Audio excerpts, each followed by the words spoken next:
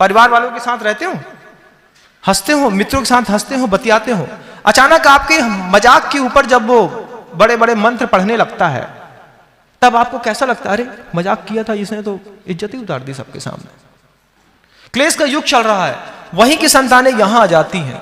यहां पर मुनि बनने के बाद भी इसी बात का भय लगता है कि बगल वाला कब इज्जत ना उतार दे। क्यों? संस्कार वहां से लेकर के आए, उसका प्रयोग यहां पे आकर के भी कर रहे हैं। जिससे काम करना है, जिसके साथ जीवन जीना है, उसी का अवर्णवाद और निंदा करने में कितनी तुम्हारी शक्ति खराब होती है, तुम खुद देख लेना। हमारा मत करना, अपने अंदर ही देख लेना। घर के लोगों का जब पीठ पीछे तुम निंदा करते हो, अवर्णवाद करते हो, ये ऐसा नहीं ऐसा है, ऐसे नहीं ऐसा है, तब सोचना कि महाराज ने वो कारिका ठीक लिखी थी। मदोद्धता अक्ष कसाय वंचिता वदंते हिंसाम अपि दुख शांतय। ये जीवन शैली आज की है, वर्तमान पंचम काल की। लेकिन धर्म कैसा है? तो ऊपर की लाइन में कहा, धर्मम समशील लांछितम दयावहम भूत हितं करम। कि प्राणी की पीड़ा को दिख जाए तो जैसे धरती में भूकंप आता है और धरती कांप जाती है, सम्यक दृष्टि दूसरे के दर्द को देख कर कैसा कांप जाता है। तुमको पीड़ा है, मेरे पास सामर्थ्य है, अब जब तक मैं तुम्हारी पीड़ा दूर नहीं कर दूंगा तब तक मैं तुम्हारे पीछे लगूंगा। ये सम्यक दृष्टि का गुण होता है। और आप धीरे से काला कांच चढ़ा लेते हैं, भैया मत देखो नहीं तो भाई पैसा लग जाएंगे। तुमको अगली पर्याय में कौन संभालेगा तुम बताओ एक बार। इस पर्याय में तो तुमको तुम्हारे माता पिता ने, तुम्हारे पुण्य के उदय ने, जिन धर्म ने, गुरुओं ने संभाल लिया। तुम्हारी ऐसी ही स्थिति है, अगली पर्याय में तुम्हारा हाथ कौन पकड़ेगा? कौन तुमसे बोलेगा कि हम हैं ना, तुम घबराओ मत। आज गुरु हैं, घर के अंदर आए हैं, बैठे हैं, समझाते हैं, बात समझ में नहीं आती। तो जब नरक में चले जाओगे तब कौन सब पकड़ेगा तुम्हारा हाथ?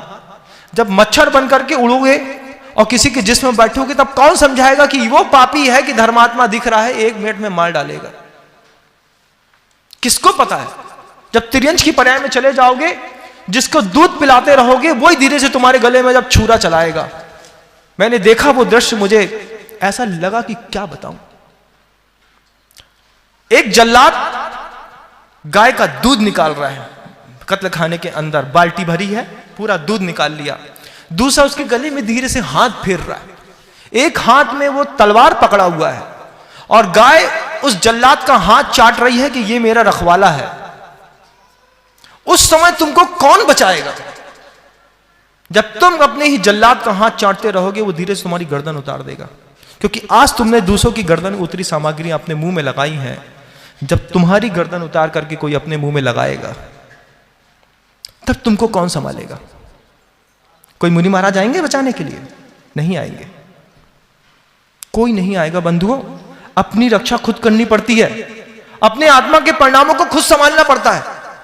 खुद ऊपर ऊंचे उठने के लिए हमको अपनी वर्तमान की जीवन शैली में बदलाव लाना पड़ता है। जब अनछने पानी के नीचे कितने स्टैंडर्ड के साथ बोलते हैं घर के अंदर, अरे भाई साहब शावर ले लो, एक बूंद में 36,450 जीव, और उसमें तुमने पूरा शावर खोल दिया और आधे घंटे तक उसके नीचे रह करके जैन कुल का आदमी नहा रहा है। उसको उसमें जीव राशि और उसका संघर्ष और उसके कर्म का उदय नहीं दिखाई देता।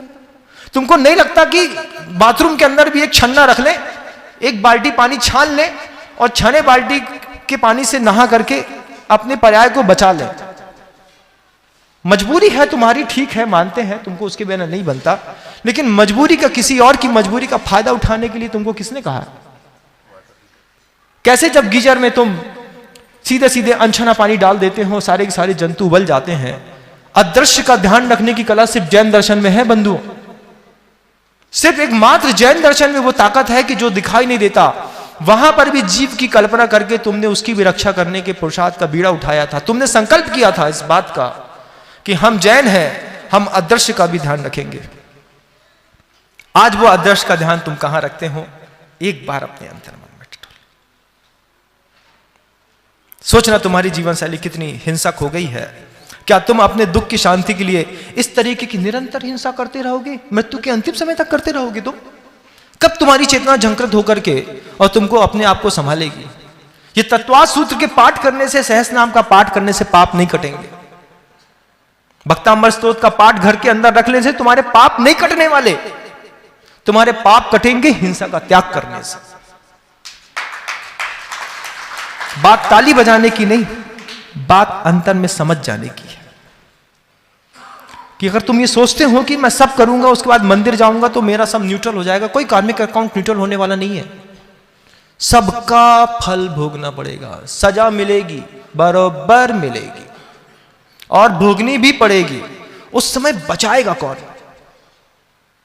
चेतना का जो अनकॉन्शियस एवोल्यूशन था, आपके चेतना का जो एक बिना पुरुषार्थ किए जो विकास की उत्कृष्टतम सीमा थी, वो मनुष्य पर्याय थी।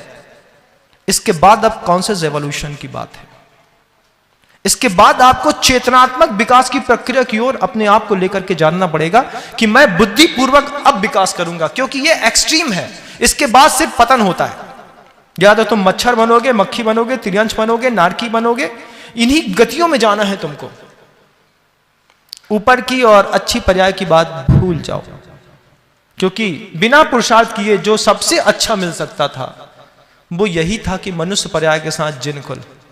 इसके बाद अब आंख बंद करके जीवन जीने का परिणाम जब मिलेगा तो अपनी ही घर की नाली में जब कीड़े बन के बिलबिलाओगे और खुद का बच्चा जब उसके ऊपर फिनाइल डालेगा, बिना तुम्हारे संघर्ष और कर्म का उदय देखते हुए जब कोई मेढक तुम्हारी छाती में चढ़ेगा, तुम उसको मसल दोगे, तब तुम्हें समझ में आएगा कर्म का कैसे चोट मार रहे हैं। आज वक्त है, वक्त रहते पूरी दुनिया समझ जाए इस बात को, नहीं तो जो बम के गोले वहां गिराए जा रहे हैं वो तुम्हारे घर में कब गिर जाएंगे पता नहीं चलेगा। क्योंकि तुम भी तो गिराते हो रोज नाली में थोड़ा थोड़ा फिनाइल। अच्छी खुशबू आनी चाहिए, कुछ ऐसा तुम भी तो करते हो कि दूसरा मरता है तो कोई दूसरा भी ऐसा करेगा कि तुम भी एक दिन तड़प तड़प के मरोगे। उस दिन के लिए अपनी परिस्थितियां मत बनाओ बंधु, बिल्कुल मत बनाओ। ये जीवन मिला है और तुमको विवेक मिला है। सबसे बड़ी बात, ऐसे सदगुरु मिले हैं जो तुमसे तुम्हारा व्यक्तिगत कुछ भी नहीं चाहते हो, तुमको देने के लिए आए। देशना का लाभ लो। तो अगर आपको मेरी वीडियो अच्छी लगती है तो प्लीज मेरे चैनल को लाइक करें, शेयर करें, सब्सक्राइब करें। इसी तरह से अपना प्यार देते रहें। Thank you.